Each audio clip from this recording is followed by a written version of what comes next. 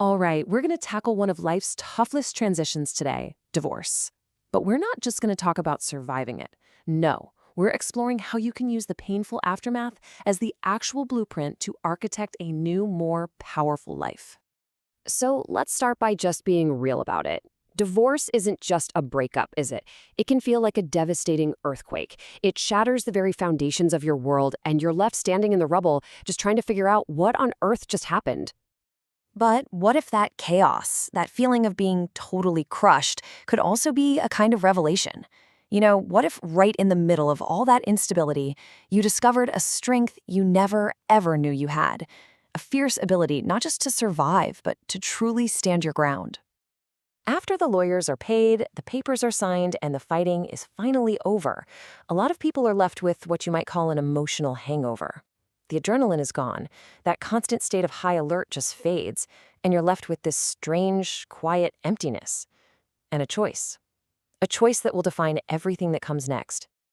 And that leads to the crucial question, right? What now? Do you stay stuck in the rubble of what was, defined by the ending? Or do you decide that this broken ground is actually the foundation you're going to build something new, and maybe even better, on top of? So where do you even begin? Well, the first step isn't about jumping back into dating or making huge life changes. It's about securing your own foundation, right where you are, by reclaiming power over your own emotions. This is a concept called emotional sovereignty. And it's not about ignoring your feelings or pretending you're not hurt. It's the exact opposite, actually. It's about taking ownership and deciding that while your emotions are valid visitors, you are the landlord. You decide how long they get to rent space in your head. A really practical tool for this is the feel method. The process you see here is designed to do one crucial thing: to stop you from either bottling up your emotions or being completely drowned by them. The real magic happens in step 2, examine, where you actually locate the feeling in your body. This simple act of observation creates distance, reminding you that you have a feeling, you are not defined by it. This internal work gets a huge boost from external actions. We're talking about things like creating new routines that are just for you, really auditing where your energy goes, and this is a big one, setting firm boundaries to protect your peace while you heal. Once that foundation feels a bit more stable, you unlock the most powerful part of this whole journey, shifting your perspective, moving from being a victim of your story to becoming the visionary for your future. Now, this is a powerful distinction. A victim mindset sees an ending. My life is over.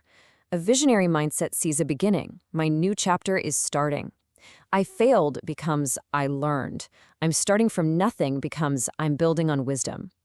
The facts of the situation don't change, but the lens you see them through, that changes everything. Tennis legend Serena Williams is an absolute master of this. This quote just captures that visionary mindset perfectly. The loss is acknowledged, sure, but her focus immediately pivots to the future, to the next win. She doesn't dwell on the defeat, she uses it as fuel. I mean, consider the power of that. After a life-threatening medical event, she could have focused only on survival, and no one would have blamed her. Instead, her vision grew. She reframed her story from simply getting through it to inspiring her daughter and the world. She turned her greatest challenge into her deepest purpose.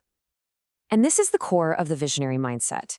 Your future isn't some predetermined destination. It's a summit.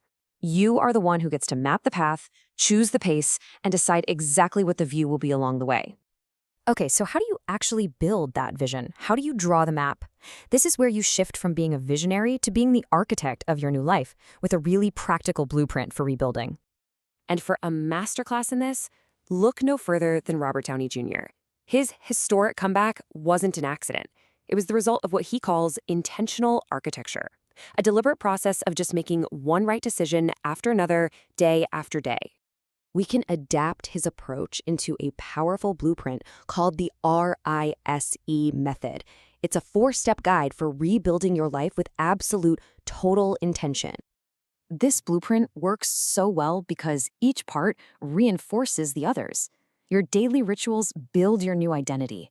Your intentional environment makes those new habits easier. A small win strategy proves to you every single day that you're making progress. And finally, your new elegant standards make sure you never slip back into old patterns.